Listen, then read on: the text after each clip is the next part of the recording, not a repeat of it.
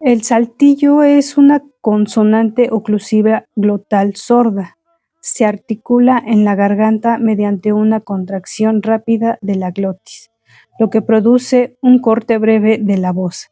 Este corte interrumpe o modifica el sonido de la vocal o consonante que acompaña, dándole un carácter sordo o entrecortado. Este sonido no puede pronunciarse de manera aislada, ya que por sí solo no se escucha.